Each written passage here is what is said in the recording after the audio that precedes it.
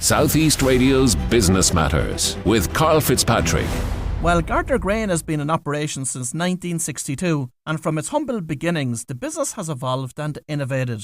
This continuous progress and development culminated in the Cool Grainy-based business, scooping the coveted Overall Business of the Year award at the recent County Wexford Business Awards. Danny Gardiner, the General Manager of Gardiner Grain, joins us now to tell us about the award-winning business. Danny, the business was established 62 years ago, but what was the vision for the enterprise at that time? Karl, it's great to be here and thanks for having us on board. Yeah, well, I suppose the business started all them years ago with my grandfather, Joe Gardiner, and Margaret Gardiner, his wife. Back then, he was one of the first people around, I think, to have kind of a green grocers, incorporated into the pub. And he says he kind of grew from there then into a more, obviously, a rural village. So the agri side of things took off a little bit, and eventually down the road, the pub and the shop were sold off and grew into the kind of Gardiner Grain as it is today. And 62 years later, and the family business has gone from strength to strength. But what have been the key factors to its success over that time? I suppose first and foremost, people. The people involved in the business, the customers around the business, and relationships that are formed really, especially in a rural business setting and a community. It's about building those relationships. Like a lot of our customers have been here since day dot as well. I said they're either, again, second or third generations of customers dealing with the business. So to be able to form such relationships. And how do you engage with your clients to unearth new products or services to offer through the business? I suppose, literally, I said, because, again, we're looking in the agri sector that a lot of dealings is still very much face-to-face. So you would sit down for long periods of times, whether it be sorting accounts or recommending products or services, as customers are actually sitting with you, discussing what they need, their problems, their issues, their woes of daily life on farm. So you can see that, you can see what issues they have, and they bring them to you. So it's great to be able to bring it. And then you have, I suppose, industry meetings and collections. I said this year we'll be hoping to head over to Agritechnic, which is a huge show over in Hanover, Germany. So again, for the industry, I said a brother of mine was just at the cereals show in England. So you try to look outside of local and look outside of Ireland and think bigger as well, and see what you can bring from the kind of global scale and bring it back locally that might be a benefit to your own customers. I think there's great credit due to any business owner that takes the initiative to go off internationally to unearth opportunities and ideas from international shows. What have you brought back and implemented over the years from those shows? I suppose the likes of the Micron Agri kit, I can say that we've recently purchased, where would be the latest example, where, as I say, you're able to test in house. Again, it's not the sexiest topic in the world, but you're able to test dung samples for fluke and worms, so that you're able to provide that little bit more insight into what's going on farm and inside the stock and animals. That so it usually that would have been a product, something that you would have had to collect samples, send them off to a lab, oftentimes outside of the country, and you're waiting days and sometimes even weeks for results. So oftentimes that the products were prescribed since, and it might necessarily be the right product, whereas now we can do it in-house. You have rapid results, and you can prescribe, and people can get out and back to farm and dose their animals in the same day. So I suppose that's a recent example of something that we could have brought back from shows.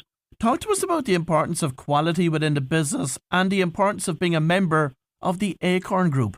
So quality, I suppose, is absolutely paramount. There's no one to tell you quicker than a farmer that if a product doesn't work or doesn't do what it's supposed to do as it says on the tin, you will hear about it quick. So I think quality over quantity has to be paramount, because it makes everyone's life easier. So if you have a product that you can, or even a service that you can stand over, it makes my life so much easier. It's easier to sell. our partners in the Acorn group then as well. It's great that the agri industry in general in Ireland is quite a tight-knit group. So even within the group, we'd have some competitors that are quite close to us, yet we're still able to work together and pick up the phone and talk to each other to say that, X product it works or doesn't work, or discuss financials or whatever it be. So it's great to have that backup and companionship then with other businesses locally and throughout the country. And how have supply chain challenges and inflationary pressures impacted the business? It's great in one way, I suppose. COVID and over the time and in general agriculture is a little bit off on its own. It's sometimes quite insulated maybe to certain pressures that other industries would feel. It's a lot more, I suppose it's a lot less volatile in one regard, that farmers are quite consistent, and the industry in general is quite consistent. While you have obviously certain parts of the industry that are quite volatile in regards to prices, I suppose has been a huge thing in recent years with fertiliser prices, and even grain markets and feed have been all over the shop in the last couple of years. But farmers, I suppose, are resilient, and the industry in general is able to stand up to pressures like that, and they're used to being that volatility being there. So I said our business as an extension has been able to stand up to that as well. And in 2020, the company established a training division, Vision Farming. Why was the training business set up, and how did it aim to improve farm production, performance and profitability? So yeah, Vision Farming was set up, was actually a kind of an idea, a brainwave of a brother of mine, Stephen Gardiner, with Tommy Heffernan, a local vet. That I suppose they've seen a gap in the market where certain products were used and are being used every day on a farm, but they're not probably being used correctly. And I suppose there's so many initiatives and training and available for people in a lot of industries, but on-farm training or online training for farmers in regards to practices where people in general might think this is if they're doing it the right way because it's the way that their father or mother has done it in the past.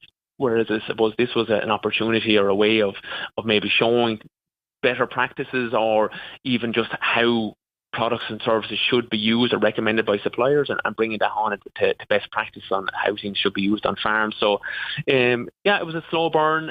It's still kind of getting its feet off the ground.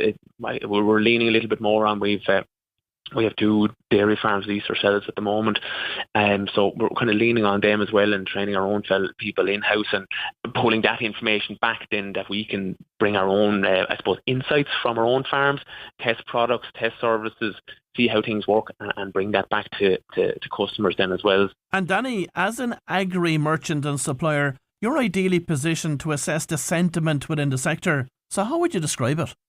At the moment, I have to say agriculture is on a little bit of a low ebb. It has been battered in recent times, and I think probably targeted a little bit unfairly by, I suppose, in general, and by government in regards to sustainability and these environmental targets. And they also said, I think sometimes agriculture in Ireland is seen as a little bit of a soft touch, and maybe the fact that the industry is a little bit disjointed. You have so many different sectors within the one group, whether it be tillage, dairy, beef, sheep. So it said we probably don't fight enough on a united front, and that's why a lot of stuff from Europe maybe comes down and it's just rubber stamped here and pushed out onto farmers. And I think farmers are really kind of feeling the brunt of it in recent years. As well as prices, as they being so volatile that people are looking for an alternative, and which is sad because, in fairness, it's agriculture.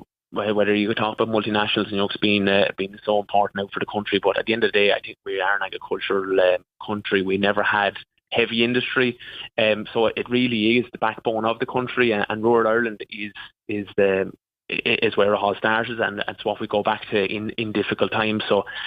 Yeah, a little bit at a low ebb, but I think, and again, as I say, farmers are so resilient, so people will find a way, and I said there is always different opportunities. I suppose when you have times are tough, there is opportunities and new markets that can be forged. So I'd be hopeful in the long term.